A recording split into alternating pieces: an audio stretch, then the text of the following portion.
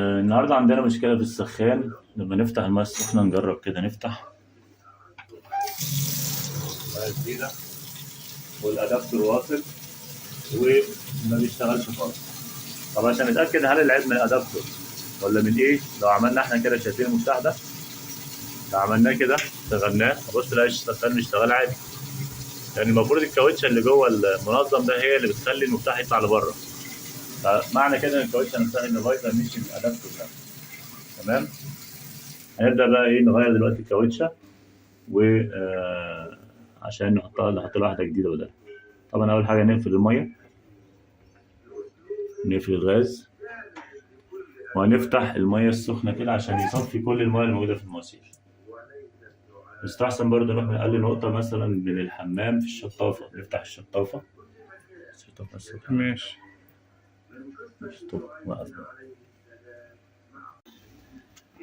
هنبدأ بقى نفك المواسير بتاعته. دي الماسورة بتاعة البارد هنفكها. طبعا احنا فتحنا السخن بتاع البانيو عشان ينزل لي المية من أقل نقطة.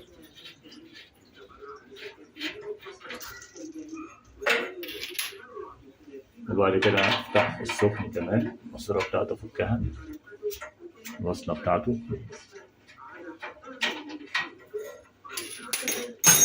وأفك ماسورة الغاز.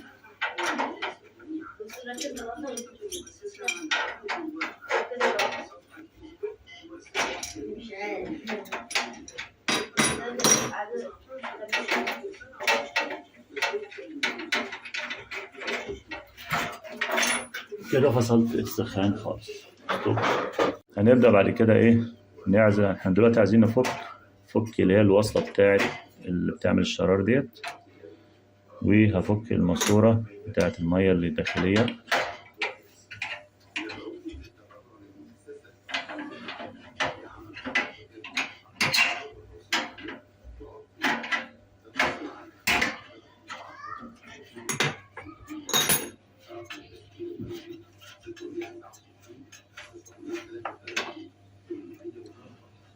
بعد كده هفتح الكليبس دوت عشان ده ما يعكسنيش في الفك.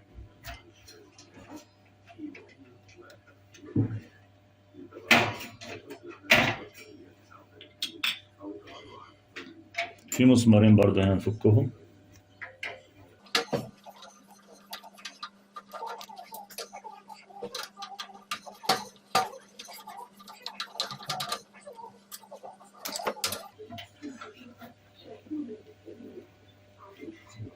هبص الاقي بعد كده عندي هنا برضو الوصلة دي ممكن افكها من الصامولة دي او افك المسمارين بتوعها، اي شيء يعني الاسهل بالنسبة لي. انا بالنسبة لي طالما سالكة ممكن افك الوصلة بتاعتها، الصامولة بتاعتها اسهل.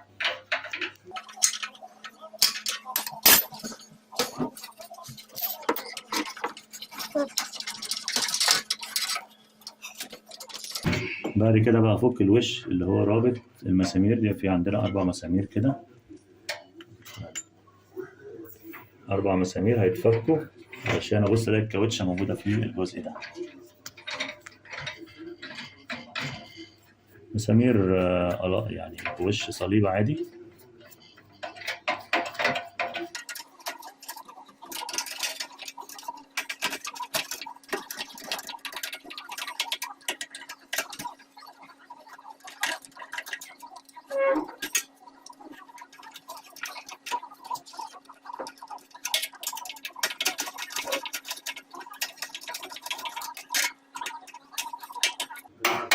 خلاص كده بقى الوش بقى عندي سايب، لو شلته بقى كده هيتفك معايا.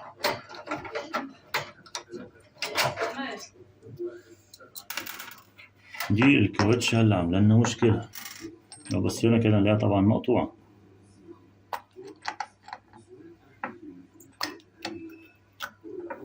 طبعا هي دايبة من كتر الاستخدام، لا مقطوعة من أي حتة.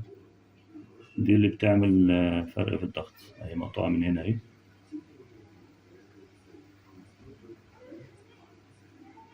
هستبدلها بقى بواحدة جديدة. لما نيجي نركب الكاوتشة لازم ناخد بالنا من حاجة، لو في جزء غويط نازل لتحت، الناحية التانية جزء بارز، نخلي الجزء البارز دوت قصاد. في عندك الناحية التانية هتلاقي في بلاستيكة كده ايه بارزة لبره، تمام؟ دي راكبة فوق فوق المسمار اللي جوه، فانا لازم اخلي الجزء البارز ده في وشها مش العكس، لان ده بيطول لي عمر الكاوتش اكتر. بنيجي نركبها بنخلي، خلي بالك في جزء هنا ده كده، في جزء مخروم اهو، اخليه قصاد الخرم ده بقى يعتبر بيدخل لي ميه برضه بشكل معين او بيودي الفايز بقت بالشكل ده. لازم اتاكد انها بايته كويس في المجرى دي علشان ما تسربش معايا ميه بالشكل ده. ركبت هنا بايته وهنا بايته في الشفه اللي من هنا دي، الشفه الداخليه والخارجيه بايته فيها. تمام كده بتديني ايه زي سوسته كده، لان في سوسته داخليه ركن عليها. هبدا بقى اركبها تاني بنفس الوضع اللي كنا عاملينه عليه كده، هبدا احطها تاني في مكانها اللي كانت عليه. بس اتاكد طبعا ان في عندي كاوتشات هنا لازم تبقى موجوده عشان ما تسربش ميه.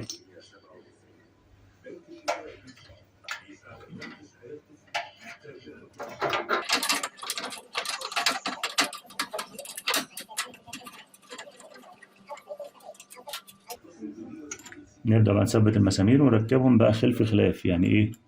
اركب ده كده على الشمال، يبقى اركب التاني اللي على اليمين بس من تحت، ده على الشمال من فوق، يبقى المسمار اللي قصاده هيكون على، بس مش هربطه على الاخر يعني، بس ايه يا دوب بس اربط يعلق معايا، واحط المسمار التاني ده كده يكون على اليمين من تحت. مغناطيس ممكن الحل دوت ان انا اجيب ورقه كده واحشرها، احط ايه المفك المسمار في الورقه هو كده تمام مثبت اهو، واربط بقى عادي ايه. طبعا دي نصيحه والدي الله يرحمه الله يرحمه.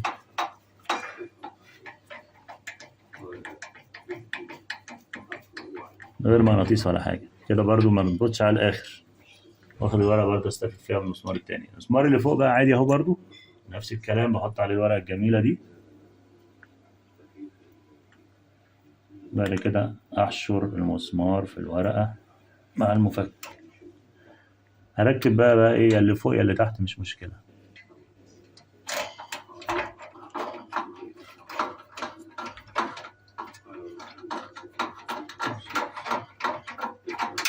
اتفضل المسمار الرابع ده من بره.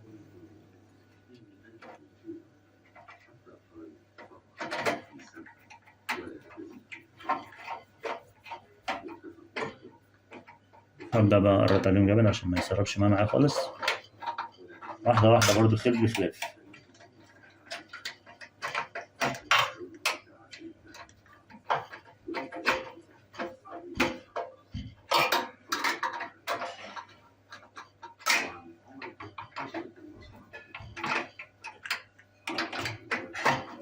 لغاية ما أحس إن هو اتربط على الآخر. لازم إيه يعني يتربط معايا لغاية ما خلاص مفيش ربط تاني، يعني كل ما أربط كويس كده ما يسربش معايا مية خالص، يبقى الضغط كويس.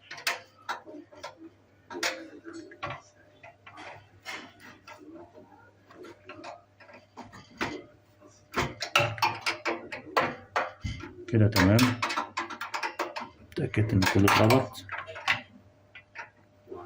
هبدأ بقى أقفل الصواميل اللي عندي، أقفل من اللي تحت.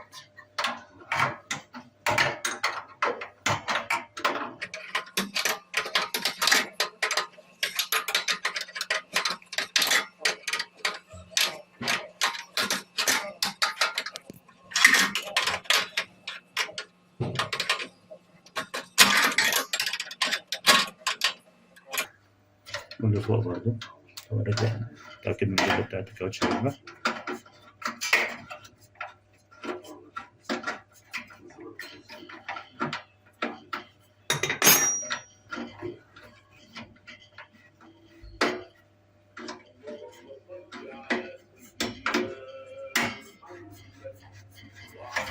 بعملها بإيدي وبعد كده بقى أعملها بالمفتاح تاني، أكمل بالمفتاح.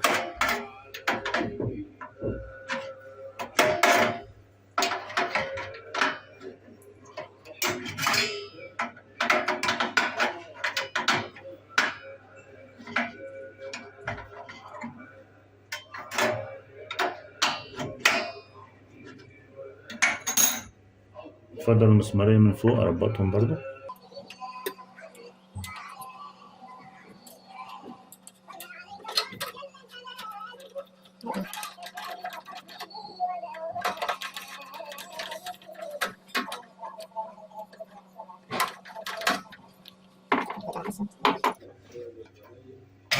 اركب بقى ديت تاني الترس اللي فوق ده. وطبعا هنا في ايه فتحة كده عشان احط فيها ده. اتني كده عشان ما يطلعش تاني.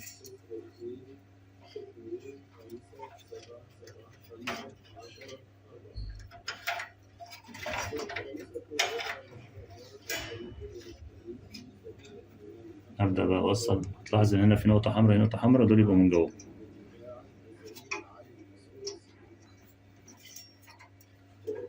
والتاني الازرق يبقى من بره زي ما كان. فين النقطة الحمراء؟ العلامة الحمراء دي الاتنين بقوا في وش بعض، الازرق من بره. اركبه بقى تاني زي ما كان بعد ما خلصنا. بقى نوصل بقى صمامات الغاز تاني زي ما كانت. ممكن تتعمل بالايد برضه، بس زيادة تأكيد احنا نعملها ايه تك كده بالمفتاح على بسيط.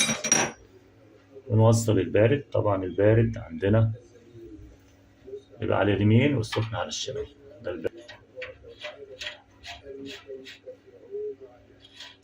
بس اتأكد الأول إن في كاوتش راكبة. تمام.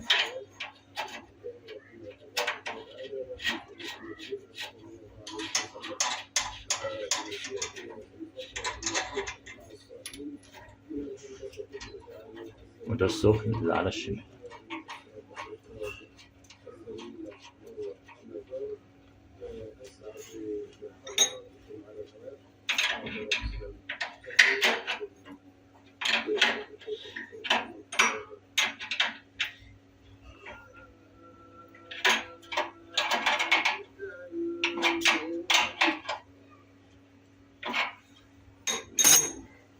نفتح بقى المية ونجرب.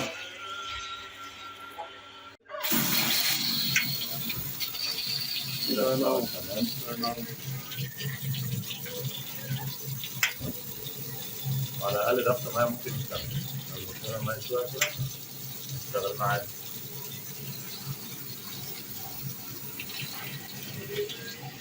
أصلا كنا إيه؟ إحنا معلين كده لو وطينا كمان أهو. كده المية قليلة جدا على فكرة. شغال معانا زي الفل.